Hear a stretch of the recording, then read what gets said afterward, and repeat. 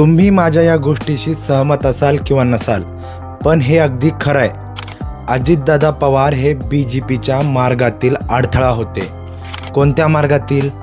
BJPला जे महाराष्ट्राचं उत्तर प्रदेश करायचं आहे ना, त्या मार्गातील अजित पवार हे शेवटचे अडथळा होते. मी असं का म्हणतोय? तुम्ही सुद्धा ऑब्झर्व केलं असेल.